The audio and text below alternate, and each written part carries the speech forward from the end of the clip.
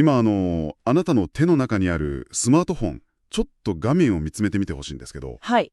あなたが毎日検索エンジンを使ったりとか、動画を楽しんだり、SNS をスクロールしているその裏側でですね、ええ。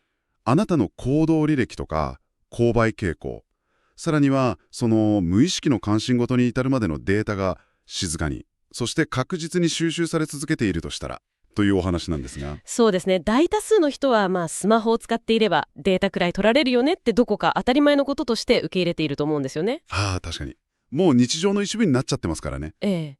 でも実はその見えないデータの流れがですね、今世界のパワーバランスを根底から崩壊するような歴史的な転換点を迎えているんですよ。そうなんですよね。私たちが毎日使っている巨大テック企業の動きが、実はあなたの日常とか、もっと言うとお財布と直結しているっていう。はい、まさにその通りです。今回の徹底解説では、なぜ今、世界中の国々が巨大プラットフォームに対して一斉に反旗を振し始めたのか。その裏側にある構造を紐解いていきます。これは非常に重要なテーマですね。オーストラリアで2019年に起きた政府とビッグテックの劇的な衝突から始まって、カナダとか EU で次々と可決されている最新の規制法案、そして OECD が主導する国際的なルールチェンジまで、いろいろなソースをもとに点と点をつなぎ合わせていきますよ。ええ。私たちが直面しているこの日本だけが取り残されるリスクと、5年後の未来にどう備えるべきかを探求していくのが今回のミッションです。この複雑な世界を読み解くっていうのは、最終的に私たちが自分の情報、つまり、デジタル主権を取り戻すための極めて現実的なステップになりますからね。よし、じゃあこれを紐解いていきましょう。まずは全ての始まりともいえるオーストラリアの反逆からです。これ本当にドラマみたいな展開ですよね。通称 ACCC っていうところが出した報告書が導火線になったんですが、はい。事実として当時オーストラリア国内のデジタル広告市場のなんと 81% をですね、81%。たった2社の巨大プラットフォームが独占していたんです。81% ってそれも市場そのものじゃないですか。そうなんですよ。で、ここで非常に興味深いのが、お金とデータの流れの歪みなんですね。歪みですか。はい。例えば、地元の新聞社とかテレビ局って、多大なコストとか労力をかけて日々のニュースを作っていますよね。もちろん。取材に行ったり、裏取りしたり大変ですよね。でも、読者はそのニュースをプラットフォームの検索結果とかタイムラインの上だけで消費して終わっちゃうんですよ。リンク先まで飛んでいかないってことですね。その通りです。プラットフォーム側はニュースっていうすごく良質なコンテンツを、ある意味で先絵にしてユーザーの滞在時間を逃しているんです。なるほど。で、そこから得た膨大なデータを使ってターゲット広告をバンバン打って莫大な利益を上げていると。はいはい。なのに、その利益は実際にコンテンツを生み出したメディア側にはほとんど還元されない構造になっていたんです。つまり農家が一生懸命育てた野菜を売るための市場があるとして、その市場の管理人が勝手に農家の周りに巨大な広告看板を立てているような状態ってことですよね。まさにそういうイメージです。で、お客さんは野菜を見る前に看板に気を取られちゃって、管理人にだけ広告収入がチャリンチャリンと入ってくる。はい。農家はただ働きさせられて、しかもお客さんの動線とかデータまで全部管理人に握られちゃっているっていう。さらに言えばですね、管理人はそのデータを使って、このお客さんは次にどの農家に行くかまで予測するわけですよ。うわー、それはすごい。そうやってより高値で広告枠を売っているんです。情報を生み出す人間がどんどん疲弊して、情報を流通させるだけのインフラが富を独占してしまう。それは不満が爆発しますよ。だからオーストラリア政府はこれを極めて不公平だと名指しして、彼らの売上高の 3% を課すっていうルール作りを始めたんです。売上高の 3%。巨大テック企業のグローバル売上の 3% って言ったら、数千億円規模のインパクトですよね。とんでもない額です。当然彼らが黙って払うわけないですよね。もちろんです。彼らはそんなルールを押し付けるんだったらオーストラリア市場から撤退するぞと。ニュースのリンクも一切表示させないという強硬な脅しをかけてきたんです。うわー、強気ですね。実際に一時的ですけど、ニュースの共有がブロックされる事態にまで発展しましたからね。国家のインフラを人質に取ったようなものじゃないですか。そうなんです。でもオーストラリア政府は全く引かなかった。ならば税金として強制的に徴収してニュース業界に分配するまでだと。かっこいいですね。結果的にプラットフォーム側を交渉のテーブルに引きずり出したんです。なるほど。で、ここからが本当に面白いところなんですけど、このオーストラリアが投げた一石が世界規模のドミノ倒しを引き起こしましたよね。はい、そこが重要なんです。これを全体像と結びつけて考えてみると、単に一国が起こっているわけじゃなくて、明確な国際包囲網ができつつあることがわかるんですよ。包囲網ですか？例えばカナダとかですかね。ええ、2023年にはカナダが類似の法案を通しましたし、EU も2024年からデジタル市場法っていうのを本格施行して、独占的なプラットフォームに対してすでに数千億円規模の制裁金を課し始めています。数千億円の制裁金。本気ですね。のが OECD が進めているデジタル課税、いわゆる柱2と呼ばれる世界共通のルール作りなんです。 OECD のルール作り。これ専門用語なしで分かりやすく知りたいんですが、具体的に彼らが今までどうやって税金逃れをしていて、この新しいルールがそれをどう塞ぐんですか？非常に重要なポイントですね。これまでの国際課税のルールって工場とか支社みたいな物理的な拠点がある国で課税するっていう大原則があったんです。ああ、建物があるところに税金を払うみたいな。そうです。巨大テック企業はこれを利用して、例えば日本で何千億円っていう広告収益を上げても、知的財産権とかサーバーを法人税率が極めて低い国、例えばアイルランドなんかに置いておくことで、利益をそっちに移転させていたんです。なるほど。日本で稼いでいるのに、日本には物理的な拠点としての利益が残らないように帳簿を操作していたと。ええ。だから日本に落ちる税金は微々たるものになる。これが合法的な課税逃れのからくりだったんです。私たちが日本で毎日スマホをタップして発生した利益が、帳簿上は地球の裏側で生み出されたことになっていたわけですね。その通りです。ただ、OECD の柱2では、世界共通の最低法人税率を 15% に設定して、さらにサービスを利用している国に課税権を配分するっていう仕組みを導入しようとしてるんです。ユーザーがいる国ですか？はい。つまり、物理的な拠点がどこにあろうと、日本で100万人がクリックして利益が出となら、日本にも正当に税金を納めなさいっていうルールへの大転換なんですよ。それはグローバル経済の構造そのものを書き換えるようなすごいシフトですね。ええ、歴史的な動きです。でも、ちょっと待ってください。はい。ヨーロッパとかオーストラリアがそうやって厳しいルールを作って数千億円の税金とか制裁金を取り立てている一方で、日本国内ではそういう激しい対立のニュースってあんまり聞きませんよね。波風が立っていなくて静かだっていうことは、ある意味で日本は安全なんじゃないですか？巻き込まれていないというか。いや、そこが最も危険な盲点なんですよ。盲点ですか？ええ。日本がこのルールの外側で静かにしていることは、決して安全を意味しません。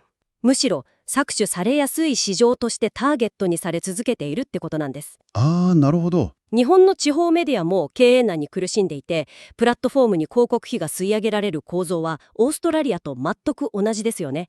なのに、国としての交渉力とか防波堤を持っていない状態なんです。ということは、巨大テック企業がヨーロッパで莫大な税金とか制裁金を払わされるようになったら、彼らは企業としてそのマイナス分をどこかで補填しなきゃいけないわけですよね。はい、ビジネスですからね。つまり厳しい規制がない日本みたいな市場からこれまで以上に利益を絞り取ろうとするんじゃないですか？まさにその力学が働きます。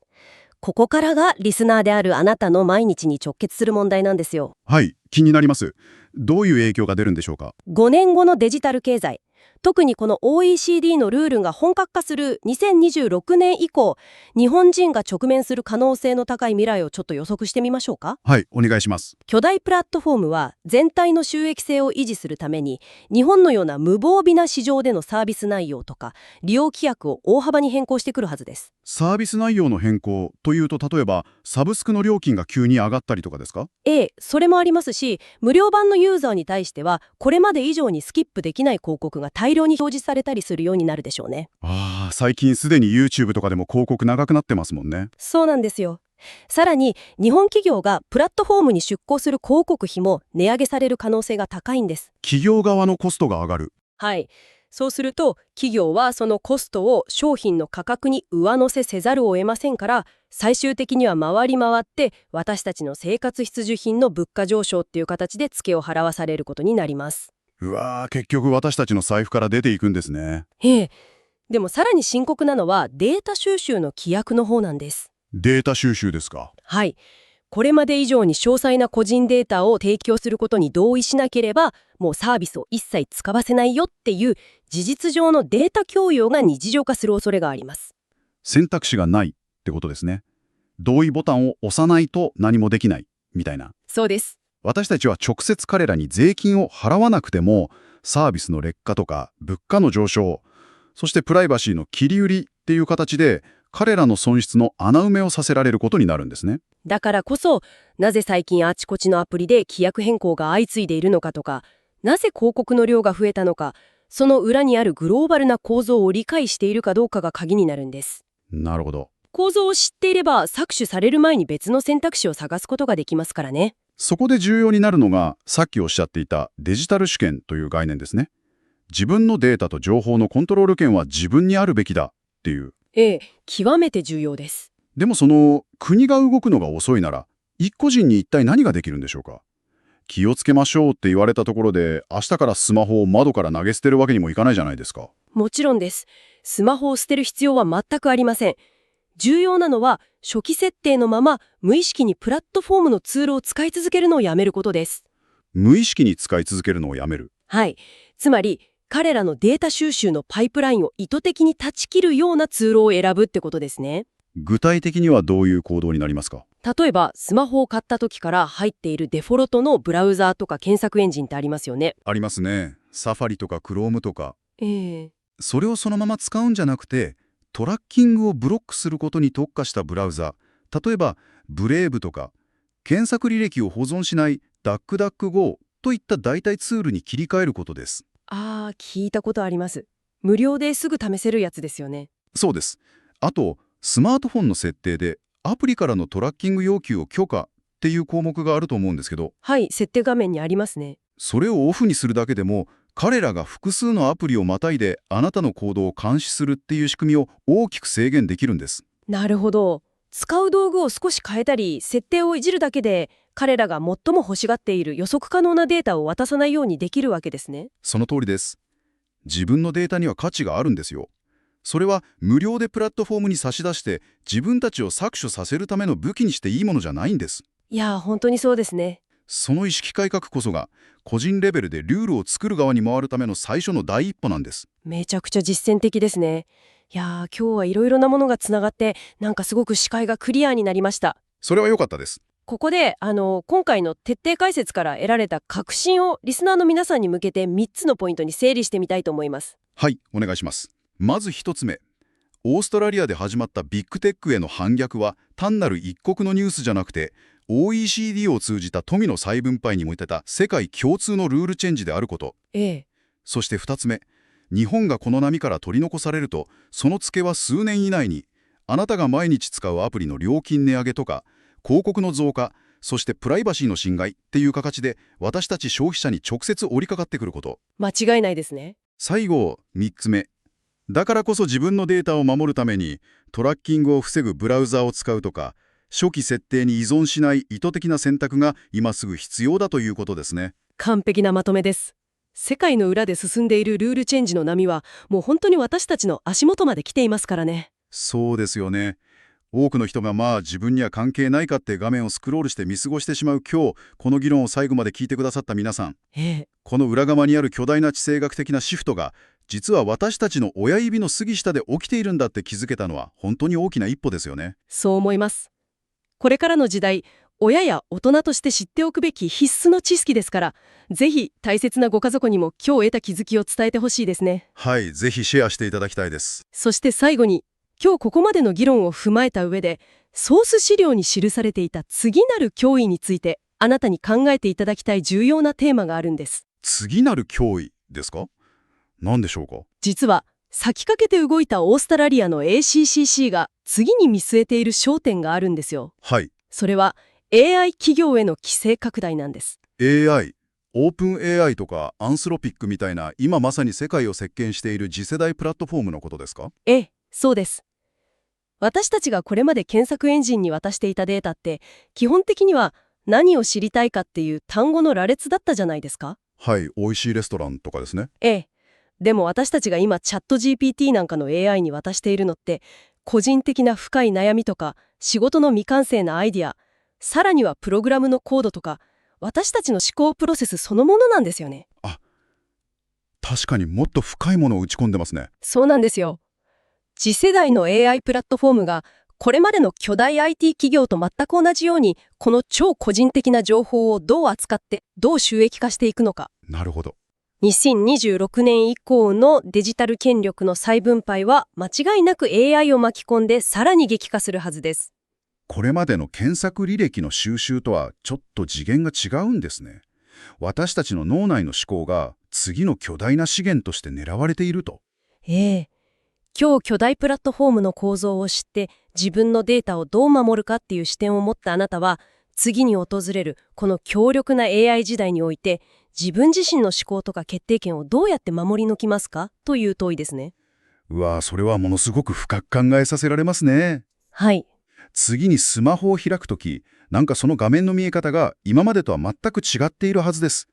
今日知ったことをぜひ一つでも行動に変えてみてください。小さなことからで構いませんから。デフォルトのブラウザを一つ変えてみる。それだけでもあなたが搾取される側から抜け出す大きな一歩になります。それではまた次回の徹底解説でお会いしましょう。